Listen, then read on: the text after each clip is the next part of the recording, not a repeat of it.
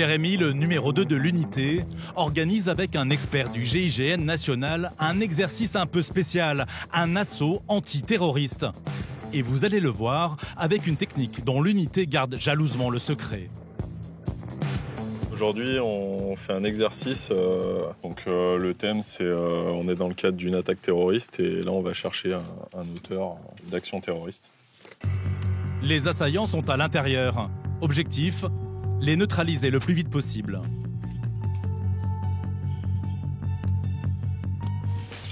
Ça avance.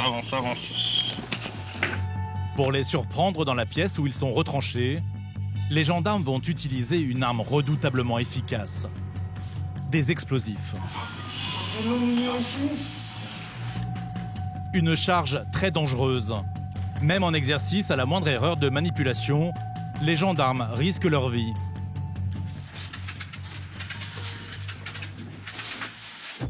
Une fois le détonateur mis en place, la colonne se met à l'abri. Des points de croisement emportés.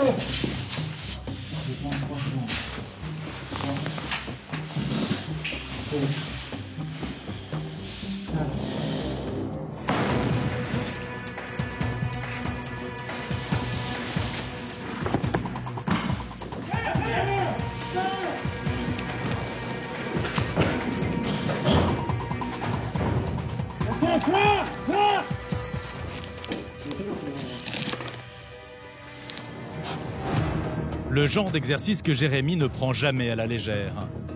Une telle déflagration peut désorienter la colonne dans le feu de l'assaut. C'est quand même une opération qui est très sensible. On utilise des matériaux qui sont extrêmement dangereux. C'est quand même de l'explosif. Donc on a la nécessité de travailler en technique pour nos opérateurs qui sont spécialisés là-dedans, mais aussi d'habituer nos personnels à l'explosion sensorielle que ça amène, le bruit, l'odeur, le choc. Ça ne peut pas être de la découverte. Ce jour-là, l'antenne GIGN va répéter l'opération à 3 reprises pour s'aguerrir.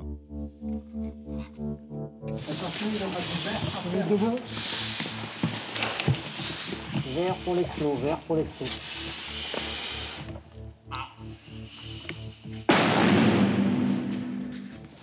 Alors voilà, il y a tout un tas de petites techniques pour absorber et ne pas subir l'onde de choc notamment. On ne se colle pas au mur, on ouvre légèrement la bouche, on porte des protections auditives très performantes qu'on a en dotation. Enfin voilà, il y a tout un tas de petites choses à bien respecter. Ok, Félix. Je suis satisfait, bonne technique de la part des gars et au niveau de la réaction de la colonne, pour moi c'était bien. On est prêt ? On est toujours prêt. Des techniques pour interpeller des terroristes ou des délinquants de haut vol. D'ailleurs, Jérémy et ses hommes ne vont pas attendre bien longtemps pour passer de l'exercice à la réalité. Ce jour-là, à l'antenne GIGN, une nouvelle mission s'annonce pour les gendarmes de choc. Arnaud, le lieutenant d'expérience, a convoqué une dizaine de ses hommes. Tiens, excuse-moi, Ben, j'ai juste passé. Après des semaines d'investigation, les enquêteurs de la gendarmerie ont mis au jour un vaste trafic de drogue. Ok les gars, nouvelle mission aujourd'hui. Basé dans un petit village, le chef du réseau présumé et ses lieutenants vendent héroïne, cocaïne et cannabis dans toute la région. L'homme est dangereux et connu de la justice. Donc lui, vous avez compris, c'est notre cible prioritaire.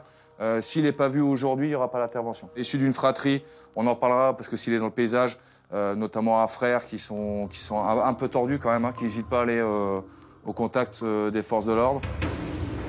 Arnaud va tenter d'arrêter le chef du gang supposé dans sa voiture au moment où il vient récupérer l'argent des deals de la semaine chez son principal lieutenant. On est sûr d'une chose, c'est qu'il fait régulièrement les allers-retours entre son domicile, le Théo où on va intervenir pour retourner ensuite à son domicile avec de l'argent. Voilà. Une intervention à risque. Il va falloir attendre que la voiture s'arrête. Neutraliser l'individu en roulant est trop dangereux.